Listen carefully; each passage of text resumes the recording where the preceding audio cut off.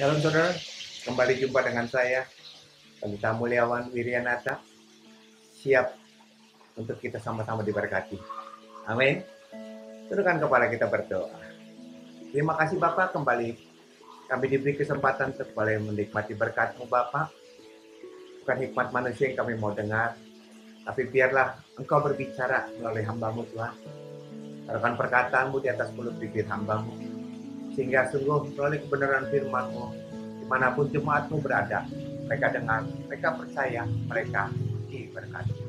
Sampaikan isi hati-Mu dalam nama Yesus kami siapkan hati kami. Semua yang siap diberkati sama-sama katakan amin. Buka bersama dengan saya perikop yang sudah sangat populer, Kejadian 13 ayat 8 sampai 9. Kejadian 13 ayat 8 sampai dengan 9. Saya tunggu sampai saudara semua menemukan ayat ini. 13, 8 sampai dengan 9. Yuk kita baca 8. Maka berkatalah Abram kepada Lot, janganlah kiranya ada perkelahian antara aku dan engkau, dan antara para gembalaku dan para gembalamu, sebab kita ini berkerabat, kita ini kerabat. Bukankah seluruh negeri ini terbuka untuk engkau? Baiklah, pisahkanlah dirimu daripadaku. Jika engkau ke kiri, maka aku ke kanan. Jika engkau ke kanan, maka aku ke kiri. Amin. Saudara, penggalan daripada satu perikop, kita baca, kita tahu ayatnya. Terjadi keributan antara gembalanya si Lot dan gembalanya si Abram. Mereka dua-duanya sukses. Kambing dombanya beranak pinak luar biasa. Dan rumputnya terbatas. Jadi dilema, ributlah rebutan rumput untuk memberi makan kambing domba. Memang saudara ya, dari zaman dulu sampai sekarang, kita tidak bisa melihat orang dari luarnya. Kita tidak bisa melihat orang, apalagi kalau orang itu lagi miskin, kalau orang itu lagi tidak berdaya, orang itu lagi lemah, orang itu lagi utang, orang itu lagi punya masalah, orang itu lagi punya keterikatan. Pokoknya setiap orang yang punya kebutuhan. Saudara, jangan pernah melihat itu dalam arti kata. Dalam keadaan mereka lemah, kepepet, punya problem, sakit. Saudara, itu bukan sifatnya dia. Kalau kau lihat orang dalam keadaan seperti itu bukan sifat dia sesungguhnya. Dia bisa nurut dalam keadaan seperti itu. Dia bisa taat. Dia bisa ngalah dalam keadaan seperti itu. Karena dia punya kemauan. Karena ada yang dia inginkan. Kita tahu dia sesungguhnya sesudah dia kaya, sesudah dia berhasil, sesudah dia sukses, baru ketahuan. Sama juga kita bersahabat. Sahabat tidak bisa dibilang sahabat yang sejati kalau belum melibatkan itu namanya uang. Kalau kita masih sahabat, is oke-oke aja lah. Tapi sesudah melibatkan uang, kita lihat siapa dia yang sesungguhnya itu terlihat. Lot, kerabat daripada Abram, kemanapun dia ngikut, anak bawang. Kemanapun dibawa, dia jalan-jalan, no comment. Ngikut aja. Dia tidak sadar. Karena pengiringannya dengan Abram itu, Abram diberkati, dia juga diberkati. Dia lupa itu. Dia berpikir, dia menjadi selevel dengan Abram. Dan dia lupa, di luar daripada itu, kau memutuskan hubungan, kau memutuskan jalur berkat. Terjadi konflik. Bisa-bisanya di sini kita melihat Abram tuh ngalah. Kita kan saudara, buat apa ribut? Negeri ini luas kok. Cukup luas. Daripada kita ribut. Ayo pilih. Kau ke kiri, aku ke kanan. Kau ke depan, aku di belakang. Pilih. Dan yang luar biasanya Abraham, dia tidak milih duluan. Dia lebih baik ngalah. Ini yang seringkali saya berkata begini, yang kecil, yang muda ngalah dong. Yang kecil, yang muda tahu diri dong. Lu tuh sukses tuh gara-gara siapa? Abraham tidak pernah berkata dan mengagungkan bahwa kesuksesan kamu itu karena aku. Kesuksesan kamu karena aku diberkati. Kesuksesan kamu karena aku yang bawa. Kesuksesan. Dia tidak mengungkit semuanya. Dia cuma berkata, ini terlalu luas. Jangan ribut, malu. Kau pilih. Ke kiri dan ke kanan. Ke kiri atau kanan. Pilih. Saudara, lihat pilihan daripada Silot. Yang dia pilih, saudara. Kita lihat coba yang dia pilih. Ayat 10. Lalu Lot melayangkan pandangannya dan dilihatnya bahwa seluruh lembah Yordan banyak airnya seperti taman Tuhan. Oh, taman Tuhan luar biasa. Hijau, banyak airnya. Itu cocok buat peternakan. Udah pasti berhasil punya ini. Seperti tanah Mesir sampai ke Zoar. Hal itu terjadi sebelum Tuhan memusnahkan Sodom dan Gomora. Lihat, dia pilih yang terbaik. Dan Abraham nerimo tanpa protes. Kenapa bisa seperti itu? Saudara, judul khotbah saya pada saat hari ini adalah kenyataan atau janji Tuhan. Mana yang akan kita pegang? Mana yang akan kita pilih? Berdasarkan kenyataan, berdasarkan apa yang kita lihat, atau berdasarkan janji Tuhan. Berdasarkan janji Tuhan, sekalipun yang kita lihat tidak seindah kenyataan. Mana pilihanmu? Lot memilih apa yang dia lihat, kenyataan. Seperti tanah Firdaus, tanahnya itu luar biasa. Saudara, firman Tuhan berkata dengan luar biasa. Seperti taman Tuhan, seperti tanah Mesir. Itu luar biasa. Artinya apa? Hijau luar biasa. Tanah Mesir, pusat perkotaan. Artinya dia bisnis, dia beternak, semuanya itu menguntungkan buat dia. Itu yang dia pilih. Abraham dapat sisanya. Apa sih yang menjadi pegangan si Abraham? Kok bisa dia ngalah? Lihat Kejadian 12 ayat 1 sampai dengan 3. Rupanya ini yang jadi pegangannya dia. Berfirman Tuhan kepada Abraham, pergilah dari negerimu, dari sanak saudaramu, dari rumah bapamu ini, ke negeri akan kutunjukkan kepadamu. Lihat, aku akan membuat engkau menjadi bangsa yang besar. Garis bawahi engkau.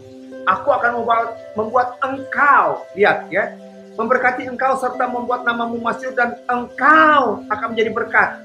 Aku akan memberkati orang-orang yang memberkati engkau dan mengutuk orang-orang yang mengutuk engkau.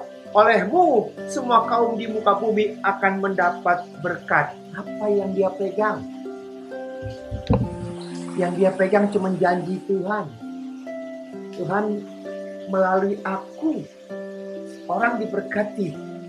Orang tidak mungkin bisa diberkati kalau aku tidak kaya dulu. Segala sesuatu engkau.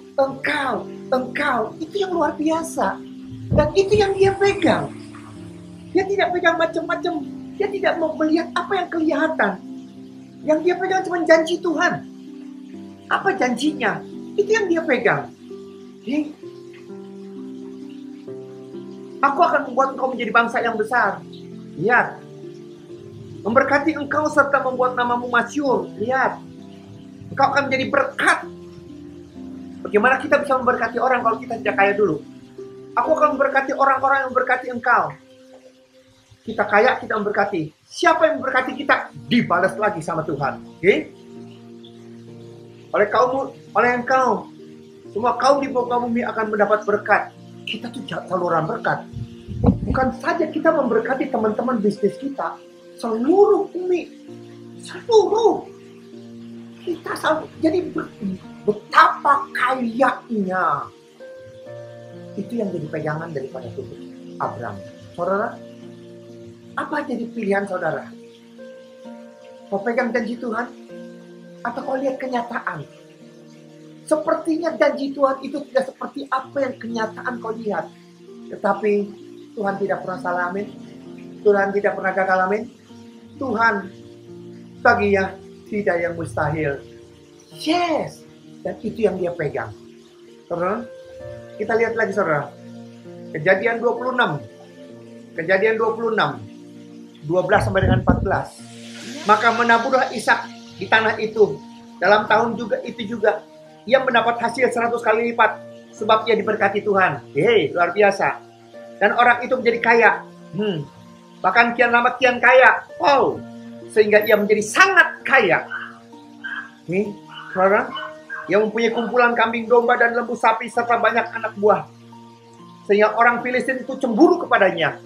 Akibat itu seperti itu, diusir dia. Apakah melawan? Tidak. Ya tidak. Lalu kata Abimelek kepada Ishak, pergilah dari tengah-tengah kami, sebab engkau telah menjadi jauh lebih berkuasa daripada kami. Saudara, dia tidak marah, dia tidak ribut. Saudara pernah seringkali kita ribut seperti ini. Kita menabur. Di tempat ini kita menabur. Tempat ini bagus, tempat ini cocok. Kita menabur, makin hari makin tambah. Begitu diusir, kita marah. Karena kita berpikir, tempat ini luar biasa, tempat ini bagus, tempat ini aku diberkati. Salah, saudara. Kau boleh ngusir, kau boleh pindah tempat. Bukan tempat itu yang membuat kita kaya sukses, tetapi karena ada kita lah tempat itu jadi berhasil. Makanya diusir oleh Abimelek, dia diam aja. Dia tidak protes. Kenapa? Bukan berkat. Memang di tempat itu diberkati, tapi sumber berkatnya ada di dalam dia. Karena dia diberkati, itu jadi berkat. Saya ulang, tempat itu memang bagus, tempat itu subur. Akibatnya itu tempat diberkati. Tapi sumber berkatnya ada di dalam diri dia. Karena Tuhan memberkati dia. Dimanapun dia berada, kalau berkat Tuhan menyertai saudara dan saya, percayalah, bukan tempat, bukan hong sui, bukan letak, tetapi kitalah yang membuat perubahan. Ada amin? Kita lihat lagi. Yang dia pegang cuma janji Tuhan. Tuhan memberkati atau tidak? Tuhan bukan memberkati tempat. Tuhan bukan memberkati toko. Tuhan bukan memberkati pabrik. Tuhan memberkati kitanya. Tuhan memberkati saudara dan sayanya. Ingat itu. Makanya kita lihat.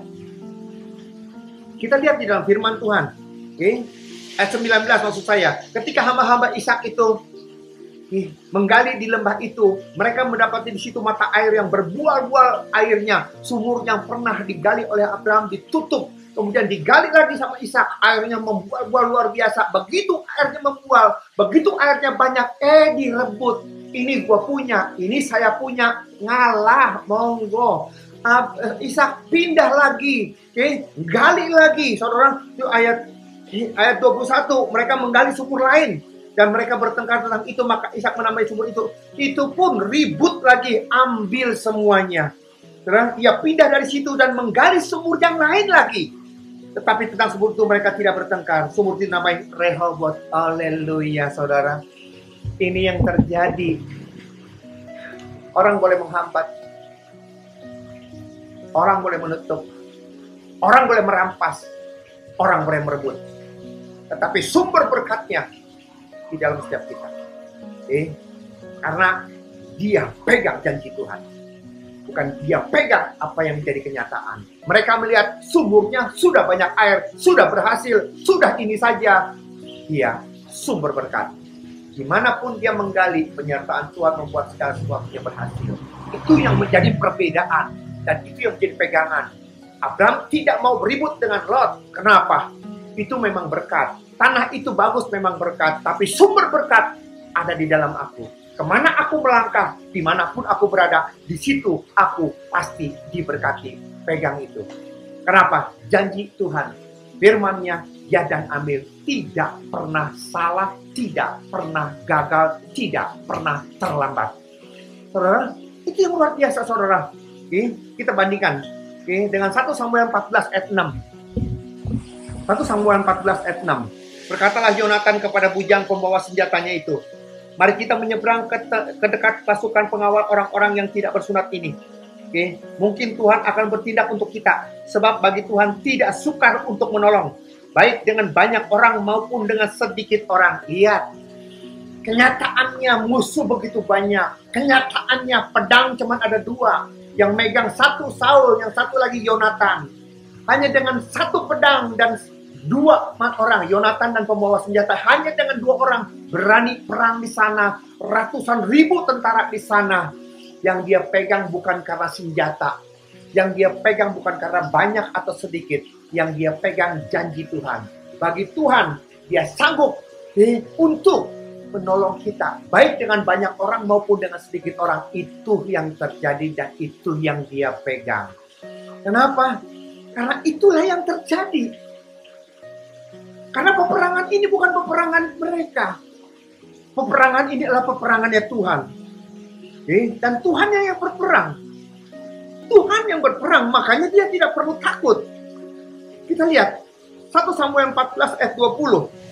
Lihat, kemudian berkumpullah Saul dan seluruh rakyat yang bersama-sama dengan dia itu. Dan ketika mereka sampai ke tempat pertempuran, lihat, tampaklah setiap orang menikam temannya dengan pedang. Suatu huru hara yang sangat besar.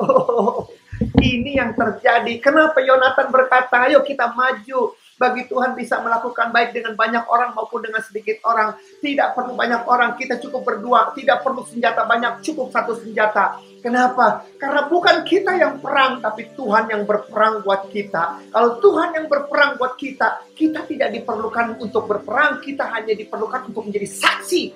Melihat bagaimana Tuhan bekerja. Melihat bagaimana mereka masing-masing saling bunuh, saling perang gitu. Saudara, ini yang luar biasa. Jadi, apapun problem konflik di dalam diri saudara dan saya, pilihan di tangan saudara. Saudara melihat kenyataan yang ada, atau saudara pegang janji Tuhan yang tidak pernah terlambat, yang tidak pernah gagal. Kenapa? Kenyataannya tidak seperti apa yang kita harapkan. Iya, sepertinya turun, sepertinya jatuh, sepertinya jauh. Ingat, bukan kita yang berperang, bukan kita yang kerja, bukan kita yang membebaskan, bukan kita yang menyembuhkan. Jadi tidak perlu kepintaran kita, tanda kutip. Tidak perlu modal kita, tanda kutip. Tidak perlu kekuatan kita.